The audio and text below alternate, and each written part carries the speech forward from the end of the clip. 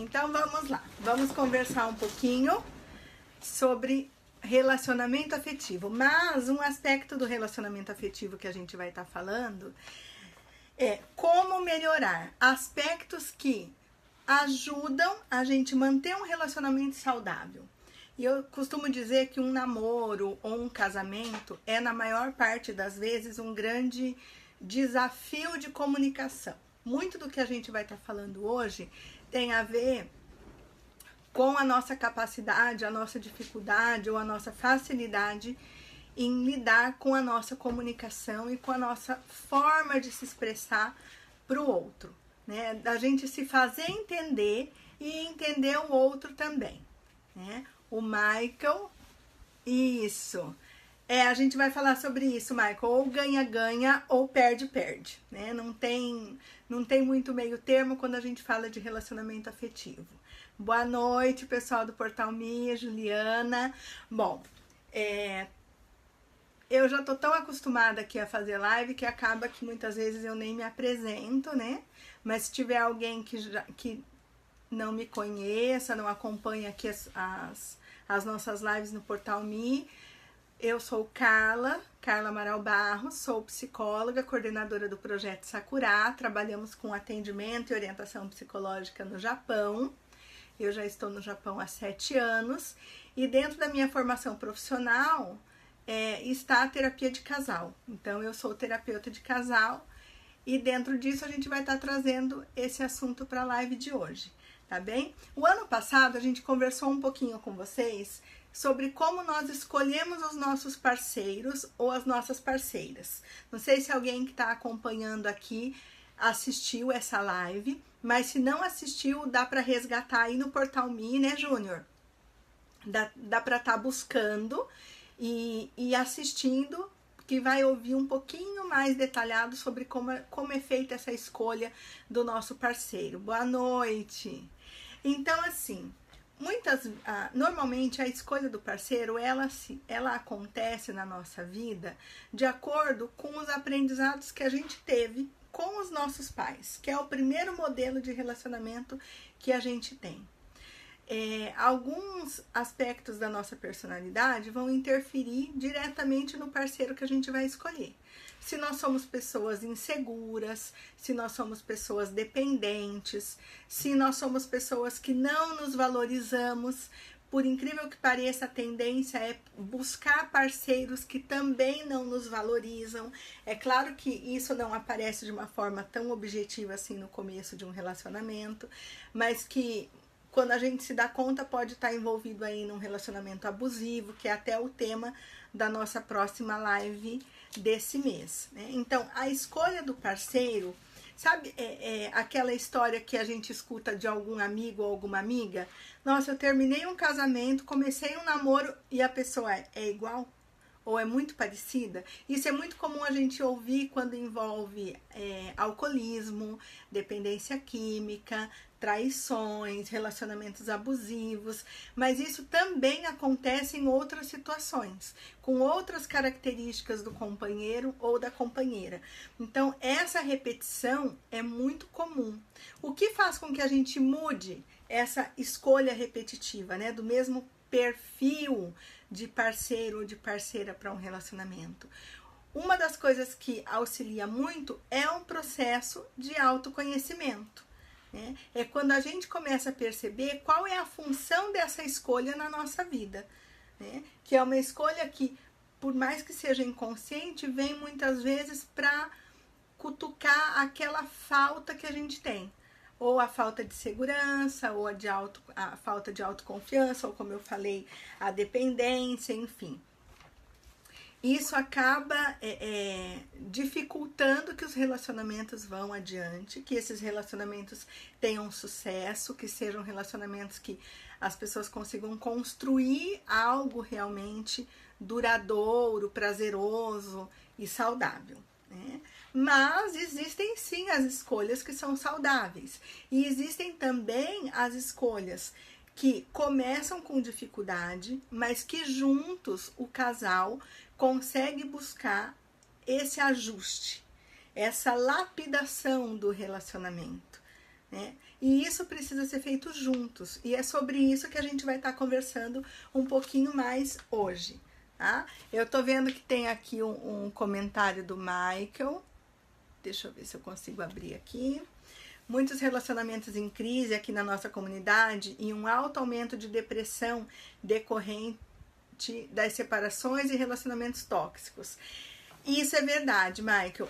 A gente pode até falar que entre um dos desafios, até ontem eu estava falando sobre isso também, um dos desafios que a gente enfrenta é muitas vezes um dos parceiros está com a sua saúde mental comprometida, está com um quadro depressivo, ou um pânico, uma crise de ansiedade, e o outro companheiro não conseguir entender isso, e acaba gerando um conflito tão grande que pode até mesmo chegar a uma separação, né? Isso acontece muito. Relacionamentos tóxicos também. A gente vai falar mais disso na nossa próxima live, que vai ser sobre relacionamento abusivo, né? O relacionamento tóxico normalmente tem uma relação de dependência muito grande, né? E quando uma das pessoas, em especial a pessoa que é afetada por essa relação tóxica, se dá conta e consegue se fortalecer o suficiente para fazer uma escolha diferente, né, para buscar uma nova forma de levar a sua vida, de fazer as suas escolhas, de conseguir se acreditar capaz de seguir a sua vida sozinho, porque tem muitas pessoas, tanto homens quanto mulheres, que não sabem ficar sozinhos, que terminam um relacionamento e já emendam em outro, ou antes mesmo de terminar o relacionamento, já estão buscando um outro relacionamento. Isso é uma dificuldade de cada um de ficar só, de lidar com o fato de estar só e de estar bem sozinho, para depois procurar alguém que juntos eles possam construir uma relação legal, né? Que vai ser bom para os dois e para quem faz parte da vida deles. Vamos adiantar aqui, tem mais comentários. A Márcia Okino, muita conversa, confiança um no outro e nunca ouvir coisas que os outros querem destruir.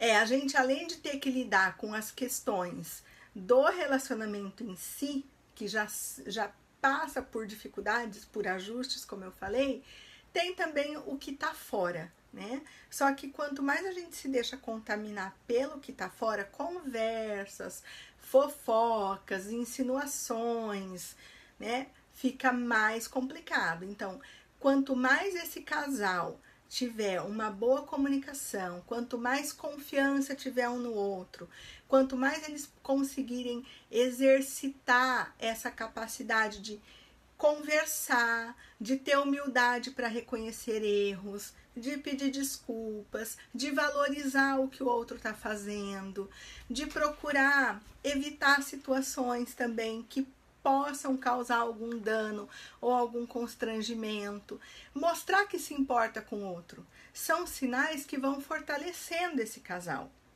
e vão diminuindo a importância desses ruídos, dessas fofocas que acontecem normalmente fora do namoro ou fora do casamento. Vamos ver aqui, tem mais gente falando. O Diego dando boa noite. O Michael. Muitas pessoas me procuram para ajudar e o seu trabalho é bem importante para alertar a comunidade.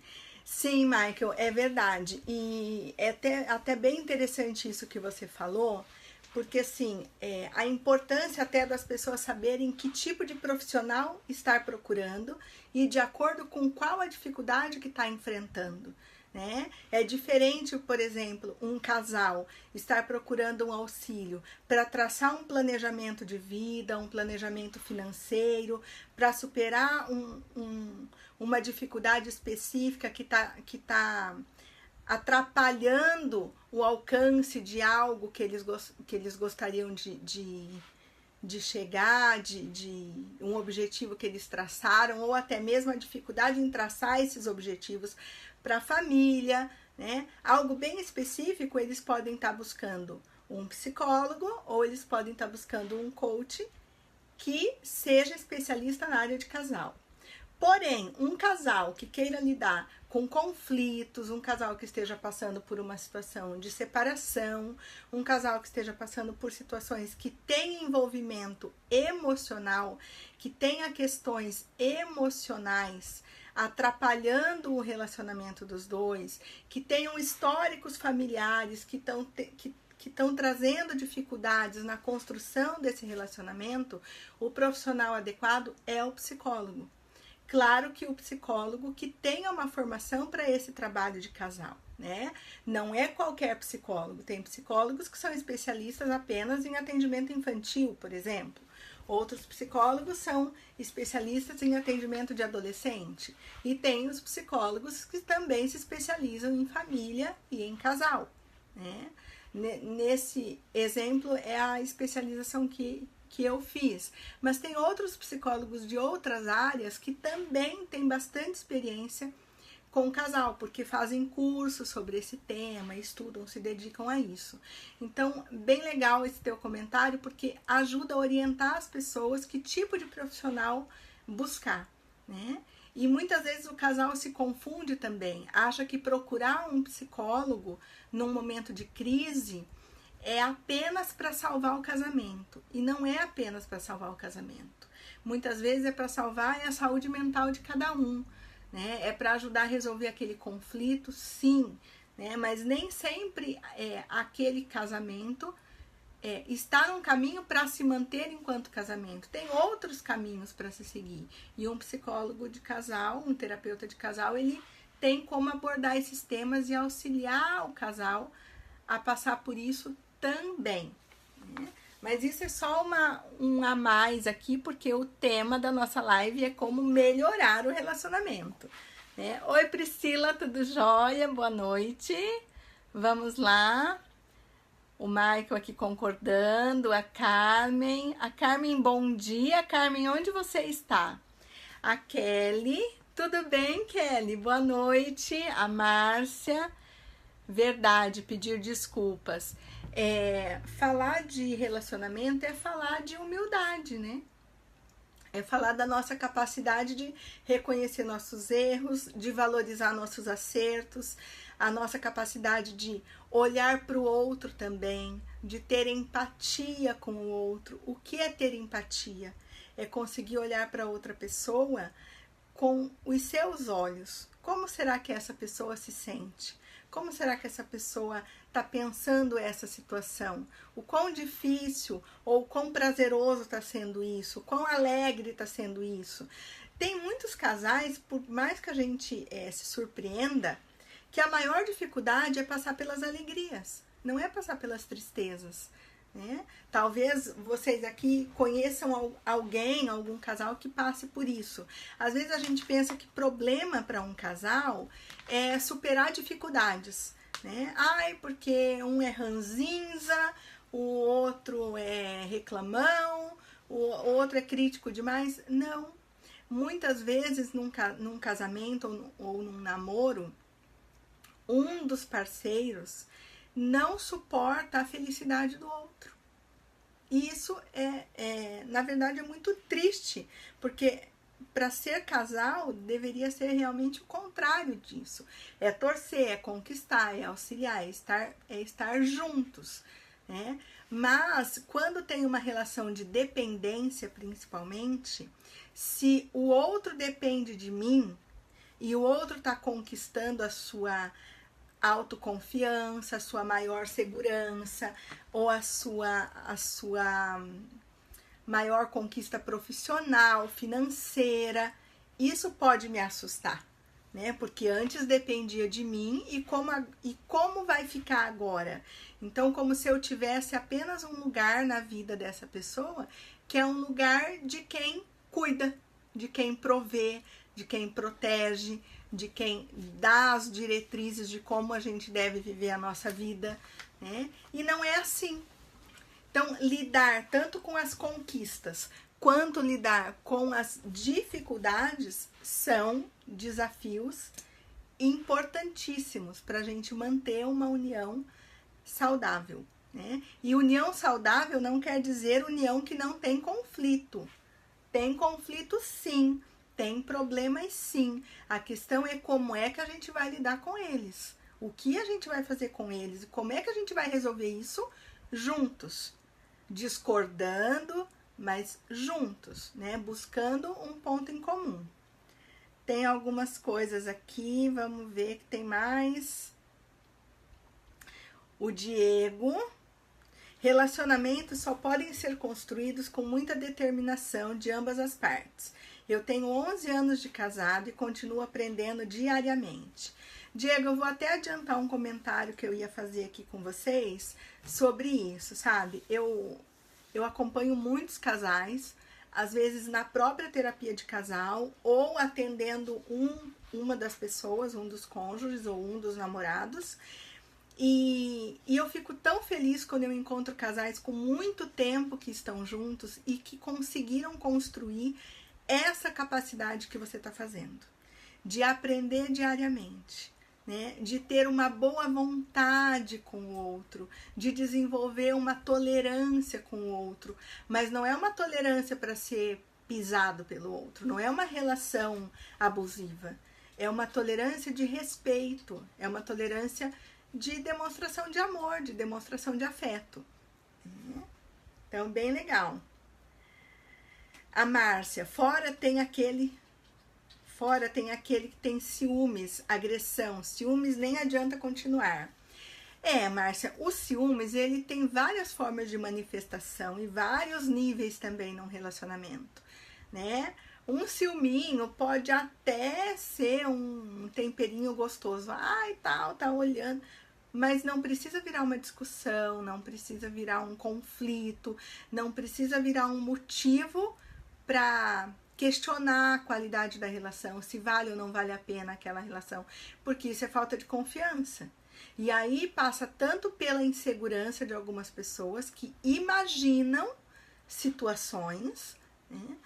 Ou também por não sabermos lidar com traumas. É muito comum pessoas que já passaram por situações de traição, ter dificuldade de confiar novamente em novos relacionamentos, né? Ou se acontece algum fato, alguma situação parecida com aquilo que eu já vivi, eu me lembro, aquilo vem à tona de novo. Isso é comum acontecer, pode sim acontecer. Agora, até onde isso pode comprometer o teu relacionamento atual, aí é algo para você ficar atento, né? Porque se começar a comprometer, de repente vale a pena rever essa tua história, buscar talvez até um auxílio profissional para resolver isso que ficou no passado. A gente vai falar um pouquinho também sobre isso hoje. Tomar uma aguinha. A Sayuri, tudo bem, Sayuri? Sayuri, sempre bem-vinda. Cheguei, boa noite, doutora Carla, linda, boa noite, pessoal. A Kelly, tudo bem? A Sayuri amada, adorei a sua entrevista ontem, doutora Carla, e nem vi se você cantou. Você Não, eu não cantei, Sayuri. Ontem eu dei uma entrevista no Conexão Friends, e foi bem legal, a gente falou sobre vários assuntos lá, e a Sayuri e várias outras pessoas estavam lá participando, mas o pessoal se empolgou, gente, porque lá funciona um karaokê, né, em Toyohashi, e o pessoal se empolgou, queria que eu cantasse, daí não dá, né, ia acabar a live, não dá, só falando tá ótimo. Falando eu já fico tomando água toda hora aqui com vocês, imagina cantar, não dá não, Sayuri. A Carmen, eu estou no Brasil, em Campinas. Fui convidada pela minha amiga Simone Kitahara para a live. O meu casamento andou dando umas chacoalhadas. Carmen, quem não?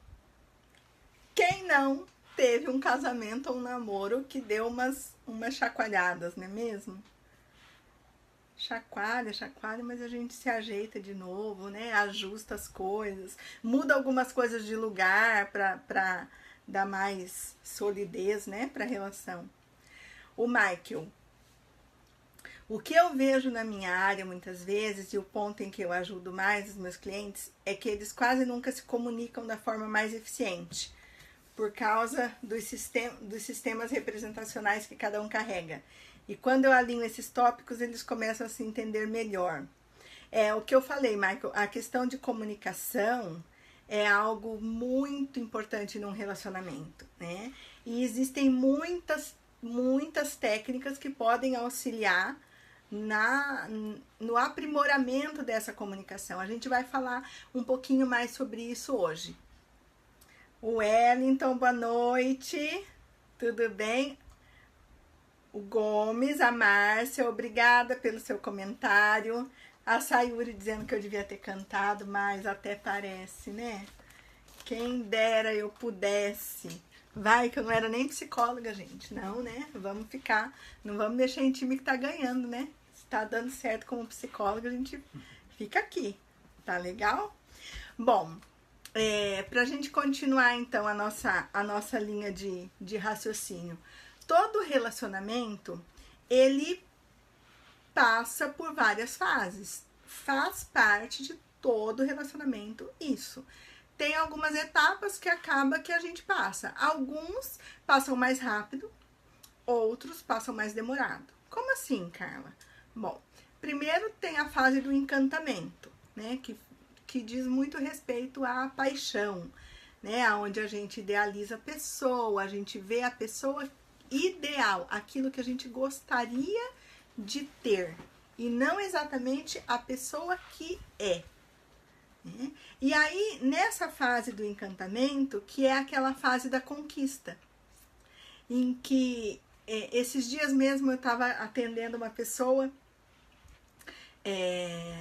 que já tinha passado por uma primeira união, uma separação, e a pessoa falava: nossa, mas eu tô conhecendo uma pessoa que é maravilhosa, ela é tudo que eu quis, ela é muito compreensiva, enfim, tecendo 1000 elogios. Aí eu falei: ah, tá. E quando você conheceu a sua esposa, como foi? Ah, ela era maravilhosa. E falou exatamente as mesmas qualidades que a ex-mulher tinha quando eles se conheceram, das qualidades que agora a pretendente está tendo. Eu falei: tá, qual a diferença? Ah, mas com o casamento mudou. Mas com o casamento aconteceu isso, aconteceu aquilo. E você? Você continuou o mesmo? Né? Você lembra o que fez você escolher essa pessoa para ser sua esposa? Para ser sua namorada e depois sua esposa? Então, será que não é o mesmo caminho que você está seguindo agora? Né? Será que não é melhor dar um tempinho, ficar sozinho, respirar fundo, né? Ver qual é agora nesse teu momento de vida? Então, essa etapa da conquista é algo muito mágico, é algo encantador, é algo que seduz. E precisa ser assim. Porque se não tiver isso, que interesse a gente vai ter em estar buscando alguém, estar querendo se aproximar, conhecer melhor uma pessoa ou mesmo iniciar um relacionamento. Né? Só que isso passa e precisa passar. Para a gente ter um relacionamento maduro, essa etapa precisa avançar e precisa chegar no relacionamento real. O que é o relacionamento real? É o relacionamento em que a gente conhece a pessoa do jeito que ela é, com as coisas que a gente gosta e com as coisas que a gente não gosta. E aí vai caber a cada um escolher até onde vale a pena, até onde não vale a pena manter aquela relação, né? Não é porque a gente gosta de uma coisa que a gente precisa tolerar outras que podem ser insuportáveis, ou que podem nos causar muito mal, ou pode ser uma relação tóxica, como já foi falado aqui na live hoje, né? Então, pensar em tudo isso. O que faz parte de uma relação madura, de uma relação real, né? Faz parte aceitar as diferenças, aprender a admirar algumas características daquela pessoa, alguns comportamentos, o jeito de ser, né? Não tem problema, pode não gostar de outros, né? Mas vai precisar haver, no mínimo, um equilíbrio Ou o positivo vai precisar superar o negativo, porque senão não justifica manter esse relacionamento, né? E aí é o momento que a gente vai para a realidade, vivencia, experimenta isso, vê até onde vale a pena. Começam então a fazer planos, ajustes, né? Planos de namoro, planos de casamento, planos de aproximação, enfim. Fazer planos juntos, né? Porque quando é bom ficar junto, é isso que as pessoas querem, ficar cada vez mais juntos, construírem coisas juntos. Isso não quer dizer que precise ser um casamento, pode ser um casamento. Uma das coisas que eu sempre observei aqui no Japão e que ainda é muito frequente acontecer é um alto índice de casais que começam a se relacionar e com pouco tempo já passam a morar junto ou se casam. Isso é muito comum. A gente pode encontrar aí várias justificativas na nossa realidade, questão de despesa de apartamento, ou passa por uma crise, um dos dois fica desempregado, o outro vai apoiar, gravidez precoce no relacionamento, tem N situações. E muitos desses casais conseguem construir uma relação real. Claro que a duras penas muitas vezes, né? É muito mais difícil você iniciar um relacionamento e já partir para algo tão sério como ter um filho, como morar junto, alguma coisa assim. E ainda mais se não teve um planejamento, se não foi algo realmente desejado. Aconteceu e as pessoas assumiram. Mas isso não quer dizer que o relacionamento vai dar errado. Porque como a gente falou, a relação é de dois, não é de um só. Precisa que essa construção precisa ser feita pelos dois. E aí, no meio desse caminho, inúmeras crises, inúmeras superações. É isso que faz a gente crescer, é isso que faz a gente aprender. Não só no casamento, na educação de filhos, na nossa vida pessoal, no nosso trabalho. Quando a gente se depara com momentos de dificuldade, que a gente vai ver que não dá mais para se manter naquela acomodação, que a gente tem que se mexer, que a gente tem que acordar, que a gente tem que tentar fazer algo de diferente para melhorar aquela situação. É como quando a gente está fazendo uma mudança de casa. Não dá mais para acumular tanto entulho, tanta roupa velha, tanta coisa guardada. Tem coisa que a gente vai ter que jogar fora, outros a gente vai descobrir que estava lá esquecido e que a gente pode usar e que vai ser muito bom usar isso de novo. Outras vezes a gente vai precisar adquirir algumas coisas novas, né, e desfrutar aquilo junto. A mesma coisa no relacionamento de casal, tá? Eu tô vendo aqui que tem mais alguns comentários, então vamos dar uma olhadinha e aí a gente vai avançando, né? O Gui Campos, boa noite. Sayuri, existe a crise dos 10 anos ou devido ao tempo é só desgaste mesmo? Ela falta de tempo, de diálogo, etc. Uma das minhas milhares de dúvidas. Sayuri, eu nunca fui muito adepta dessa questão de crises, assim, de 7 anos, 10 anos, 14 anos. Mas existem sim crises no casamento. Na maioria das vezes, elas são demarcadas pela idade dos filhos, né? Ou pela etapa de vida do casal. O que isso quer dizer? Quando um casal tá, a gente fala muito da crise de 7 anos, por exemplo. Quando um casal está com 7 anos de casados, normalmente, né, o que está acontecendo com esse casal? Os seus filhos estão entrando na etapa escolar. Normalmente, são filhos que estão começando a ter um movimento de maior independência. E isso gera um conflito no casal também. Eles já estão há um tempo juntos, já começam a olhar para o futuro, começam a olhar para o passado, já houveram as situações de muita decepção, de conquistas, de perdas, de ganho. As crises normalmente trazem uma questão de balanço geral da situação ou daquela união, né? Então, isso pode acontecer em vários momentos do casamento, em especial em mudanças de etapa. Então, quando os filhos ingressam na escola, quando os filhos entram na adolescência, quando os filhos se tornam jovens adultos, porque o que vai acontecer com aquele casal, por exemplo, que se manteve unido uma vida toda em nome das crianças? Quando essas crianças deixam de ser crianças e quando eles crescem e quando não precisam mais dos pais. E aí o pai e a mãe, um olha para a cara do outro e cadê nós? Cadê o casal? Cadê o homem? Cadê a mulher? Se eles não souberam manter esse casamento vivo, essa relação de homem e mulher viva, esse casamento tá fadado ao fim. Ou uma separação declarada, assumida, ou uma separação velada, que aqui no Japão é mais comum do que no Brasil acontecer.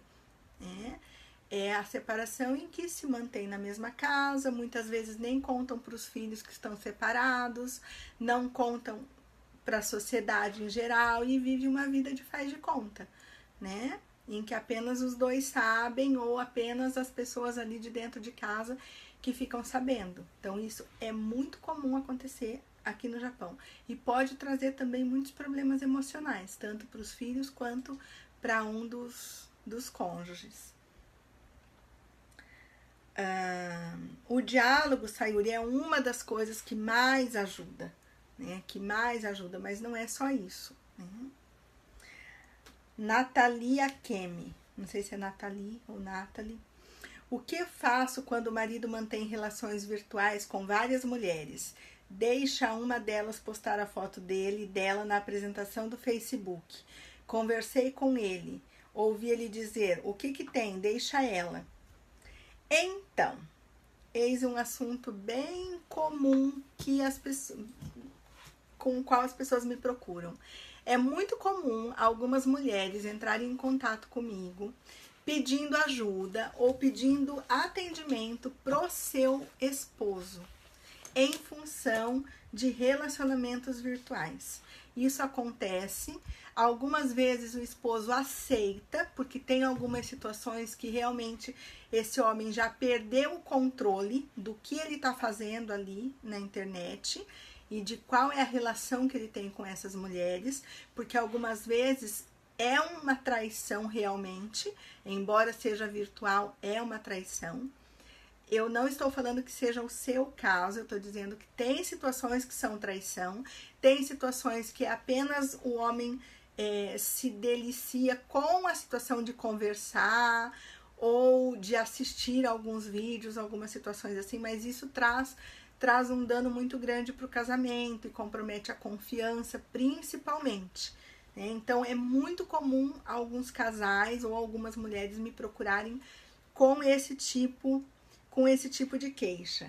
Essa situação que você está vivendo caracteriza, sim, uma situação de traição, embora não seja real, né? A traição, a gente não vai entrar aqui num aprofundamento dessa questão, mas a traição, ela diz respeito à confiança, independente se ela é real ou não, né? Se é no virtual ou não.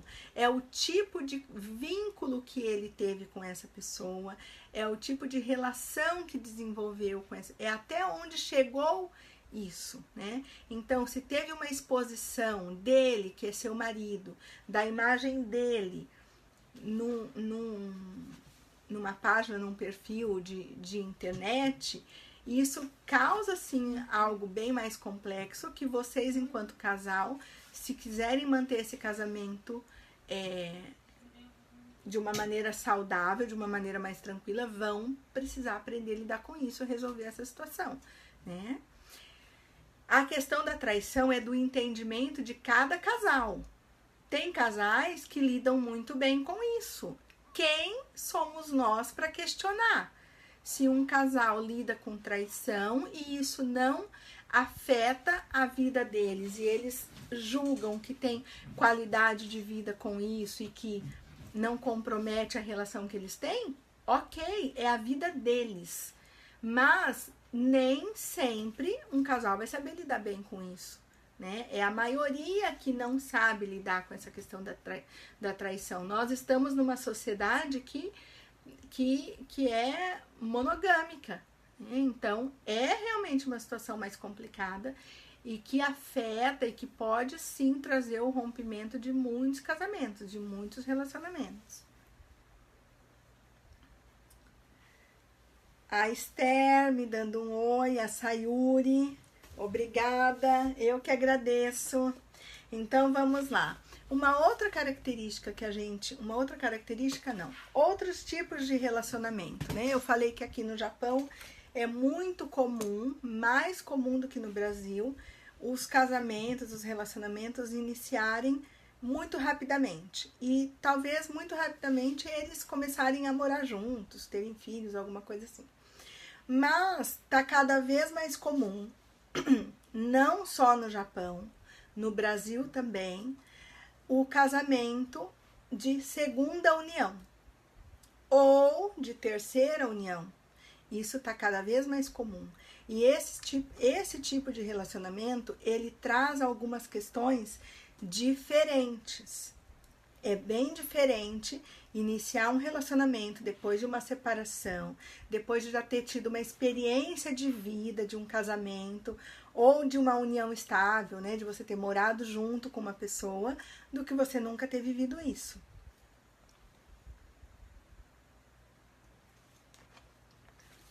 Então, quais são os novos desafios do recasamento ou de um casal que passa pela segunda união?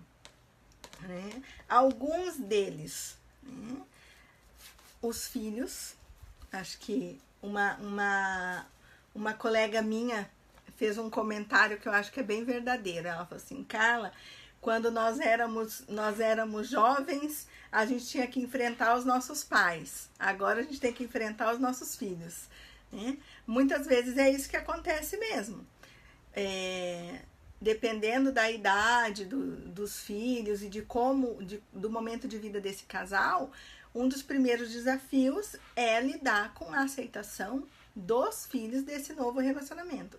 É ajustar estas regras de duas famílias tão diferentes, já com uma história longa construída, e unir tudo isso nessa escolha desse novo casal. Então, esse é um dos desafios. O outro é lidar com o parceiro anterior. Nem sempre essa pessoa vem de um relacionamento anterior bem resolvido. E às vezes, esse relacionamento não estando bem resolvido é muito afetado pelo ex-companheiro ou pela ex-companheira. Então, colocar limites nisso, que foi uma história que já foi vivida, né? E que faz parte, é inevitável, vai sempre fazer parte da vida de cada um. Ainda mais se tiver filhos.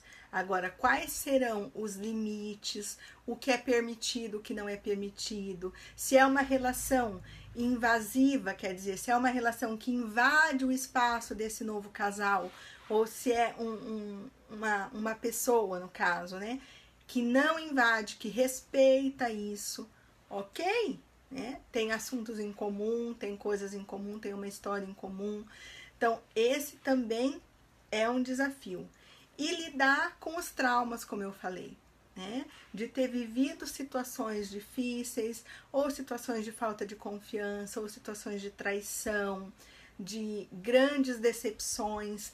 Isso vai fazer uma enorme diferença quando for viver novamente um relacionamento, né? Porque pode trazer essa história, né? E aí, lembrando, né, a gente vai falar um pouquinho agora do que ajuda a fortalecer essa relação, qualquer que seja a relação, se for primeira, segunda ou terceira união, algumas características disso, mas lembrando que o lugar do passado é lá, aonde aconteceu.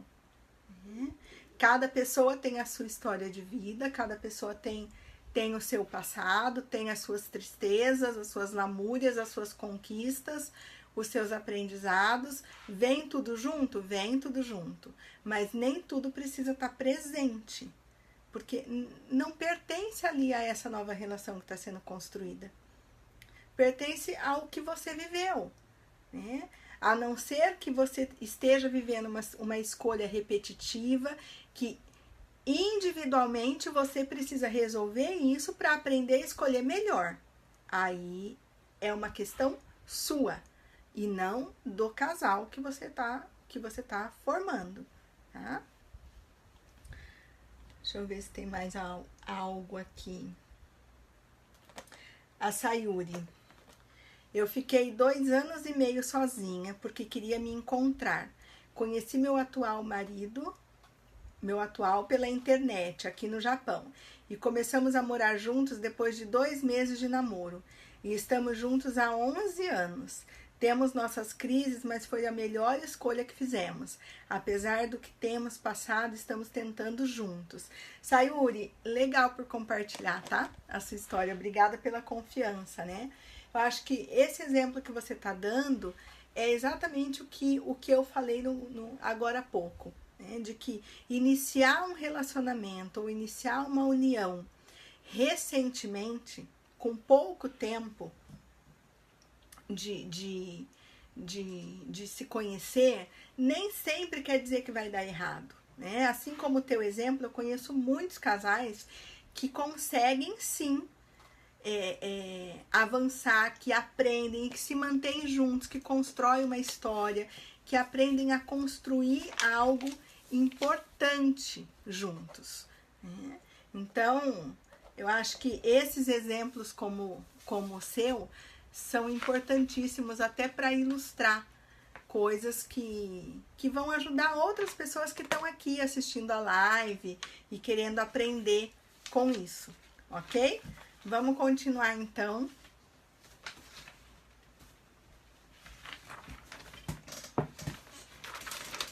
Vamos lá.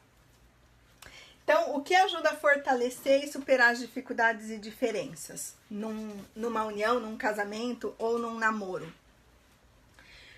Oferecer segurança para a pessoa. Como é que a gente oferece segurança para a pessoa, gente? Não tem muita receita, é tendo coerência, né? É tendo coerência com o que você fala e com o que você faz, né? Demonstrando interesse pelo que está acontecendo, demonstrando que você quer se fazer entender, que você quer que a pessoa te entenda. É isso que passa segurança. É a pessoa perceber que o que você está falando e o que você está fazendo tem tudo a ver com o que está acontecendo com vocês, né? É dessa maneira, né? É se preocupando, tendo alguns cuidados, acolhendo, né? Cuidado um com o outro, honestidade. O que é ser honesto? É primeiro ser honesto com a gente mesmo.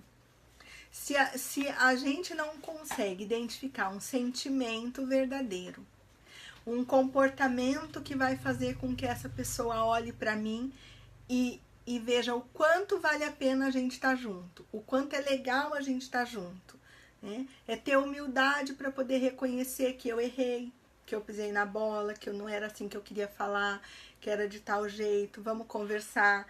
É escolher o melhor momento, porque nem toda hora é hora de se falar, de esclarecer algum assunto. Se a pessoa tá nervosa, tem que esperar se acalmar. Se a pessoa tá triste, se tá magoada, tem momentos e momentos. E quanto mais você ficar atento ao outro, como eu falei no começo, ter empatia, prestar atenção, é tudo isso que vai construindo essa relação de confiança. É tudo isso que vai deixando a gente mais tolerante às diferenças que são comuns, que são naturais em qualquer relacionamento. E essas diferenças, elas, claro, elas são muito maiores no começo de um relacionamento, mas elas também aparecem em diversos momentos, né? Como eu disse, em mudanças de etapa de vida, de repente, aquela mulher que sempre foi muito bonita, muito interessante, sempre cuidou muito bem do seu corpo, pode passar por um distúrbio hormonal, ela pode ter uma mudança séria no corpo, ela pode, ou ele, né, pode passar por uma doença, passar por um tratamento, ela pode ter um problema emocional mais grave, como eu falei, Tem tantos casais que se separam, que passam por conflitos tão graves por conta de não saberem lidar com dificuldades emocionais do outro, depressão, bipolaridade, crise de ansiedade e tantos outros, né? Então, construir, desenvolver, exercitar, experimentar essa maior tolerância. A capacidade de se arriscar e investir na relação, porque quando a gente inicia um relacionamento, a gente não tem garantia nenhuma. E, na verdade, em nenhum momento a gente tem garantias, porque quantos casamentos se desfazem com 20 anos de casamento, 30 anos de casamento, né? Às vezes a gente ouve histórias, eu já acompanhei casais que tiveram uma vida muito tranquila, boa, e de repente, em algum momento da vida deles, um deles se encantou, se apaixonou perdidamente por outra pessoa e deu fim no relacionamento, no casamento de anos, né? Então, quando é que a gente está realmente seguro com alguém? Né? E não é o controle da relação que vai trazer essa segurança, é o dia a dia, é o convívio, é o que é construído pelos dois. Né? Então, essa capacidade de se arriscar e de investir num relacionamento é o que vai trazer esse fortalecimento. Tem mais coisinhas aqui, já eu leio que tem mais comentários. Demonstrar interesse, empatia eu já falei. A comunicação, né, como nós já falamos no começo, até o Michael comentou também algumas questões aqui da comunicação. Sempre, o que é comunicar? Comunicar não é apenas falar. A gente comunica com o jeito que a gente olha, com um tom de voz que a gente fala, com gestos que a gente faz, com o nosso jeito de andar, com o nosso jeito de mexer nas coisas dentro de casa. Todas são formas de comunicação, de como eu estou me sentindo em relação àquela situação, ou aquilo que eu ouvi, ou aquilo que eu penso. E existe uma palavrinha que na psicologia e na sistêmica a gente usa, que é a metacomunicação, que é a explicação da comunicação, que é a nossa capacidade de esclarecer aquilo que a gente está comunicando. Como que é feito isso? Como acontece isso? Como é que eu explico o que eu estou comunicando, Carla? Né? De uma forma bem simples. Você pode perguntar para a pessoa o que ela entendeu. Você pode perguntar, tá, eu estou te falando isso. Você entendeu o que eu estou te falando? O que você entendeu que eu estou te contando? Né? Ou você acha que eu estou brigando com você? Mas eu estou explicando para você. Então, sempre procurar esclarecer, ter certeza que a pessoa entendeu aquilo que você está pretendendo comunicar realmente, né? Eu já passei por algumas situações assim, há muito tempo atrás, de discussões bobas por conta de tá chegando em casa e fala, nossa, olha como o gramado tá bem bonito, o gramado da chácara do lado tá bem bonito, e a gente morava numa chácara vizinha. Tá bem bonito, tá. No outro dia, nossa, você tá vendo? Toda semana. Ah, sabe quem cuida desse gramado? A mulher do cara, né? A dona da chácara é que cuida do gramado. Eu já me ofendi. Eu tô querendo que eu corte a grama da chácara também, eu já não tenho tempo pra nada. E isso foi motivo de discussão. Mas não era isso. Depois, quando a gente conversou, era só um comentário. Não era para ter discutido por aquilo, né? E um exemplo tão bobo como esse, tão simples como esse, é o que mais acontece em relacionamentos. É o que mais acontece, seja namoro, seja casamento, é quando eu falo uma coisa e o outro entende outra. Às vezes eu tô admirando algo e a outra pessoa pensa que aquela minha admiração é porque eu quero que faça igual, é porque eu tô cobrando que não faça. E muitas vezes isso nem passou pela cabeça de quem fez o comentário, né? Não era uma cobrança. Eu, por algum motivo, estava me sentindo em falta e naquele momento achei que era uma cobrança e isso se transformou num conflito, né? Então, eu imagino que um exemplo tão simples como esse que eu tô falando aqui faça com que muitos de vocês se recordem de situações bobas como essa, que vocês possam ter vivido e que se transformaram em conflito, muitas vezes. Então, se comunicar, esclarecer o que você está comunicando e escolher o melhor momento. Eu costumo brincar que se o homem está assistindo futebol, você não vai fazer DR com ele. Não vai tirar ele do futebol para fazer DR, não, por favor. Deixa ele assistir o futebol dele, deixa ele se divertir do jeito dele. Depois, deixa as coisas se acalmarem, deixa vocês estarem num clima legal.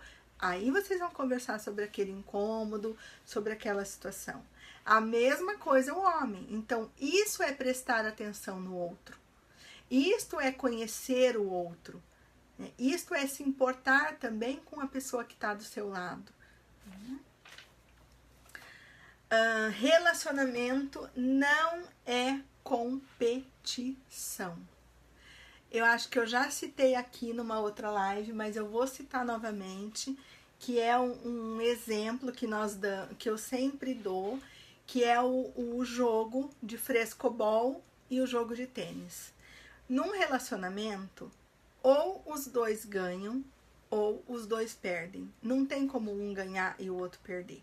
Se for para competir, tá lascado. Não é o melhor, não é o caminho que tem que seguir. Né? O que acontece num jogo de frescobol e num jogo de tênis? São os mesmos instrumentos, os mesmos objetos. A bola, a raquete e 2 jogadores. Só que no tênis, um tem que ganhar do outro. Eu só ganho se o outro perder. No frescobol, não. Eu ganho se eu jogar a melhor bola para o outro me rebater a melhor bola. E quanto melhor for a jogada de um e de outro, mais tempo nós vamos permanecer jogando e nos divertindo e nos deliciando com aquela situação. Esse é o sentido de um relacionamento afetivo, né? Não é a competição, é o combinado, é o estar juntos, é o buscar algo juntos. É o se aprimorar. E não é ideal. Eu não estou falando aqui que não vai ter conflito. Não estou falando aqui que não vai ter um monte de coisa para resolver. Que vai passar raiva. Faz parte. Filhos também, a gente ama de paixão e passa um monte de raiva com eles. Né? Trabalho, né? Por mais que a gente goste, às vezes desgasta. Então, isso é viver. Isso é estar vivo. Não dá para viver e ser simplesmente indolor. Mas isso não quer dizer que seja ruim, né? Que seja desagradável. Cuidado com a rotina. Né? Eu já ouvi uma questão, acho que foi até no começo desse ano, que falava algo sobre a rotina.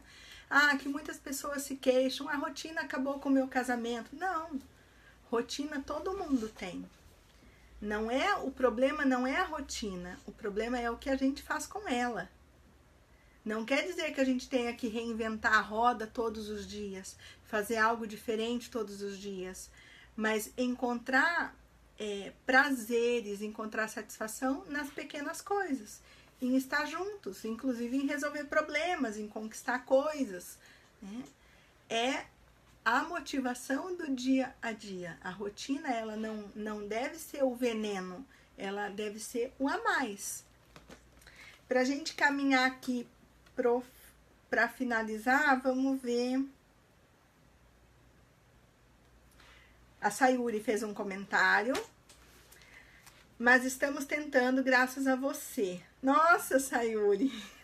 Obrigada, querida, pelos seus conselhos, as dúvidas e suas lives. Eu sou grata. Mesmo eu não indo pessoalmente procurar ajuda, as suas lives têm me ajudado muito. Obrigada, você é abençoada. Sayuri, muito obrigada. Se você está acompanhando as lives, e se você está acompanhando o nosso trabalho, eu sei que você acompanha de pertinho, eu já tô tão acostumada que a live que você não entra, eu sinto tua falta, viu, Sayuri? você sabe que um dos grandes objetivos que eu tenho com as lives é esse, né? É exatamente esse, de estar levando informação, de estar ajudando vocês e de estar me ajudando, porque o que vocês perguntam, o que vocês comentam, o que vocês contam, isso é uma via de mão dupla, né? Jamais é de mão única, sempre a gente aprende juntos, ok? Teve mais gente aqui que entrou. A Sil Oliveira, a Ismênia, tudo bem? Sejam bem-vindas. Para o pessoal que está chegando agora, a gente está encerrando a live, mas a live fica disponível aqui no Portal Me e eu compartilho sempre também lá na nossa página. Um beijo grande para vocês, um bom descanso, obrigada pela participação, até mais!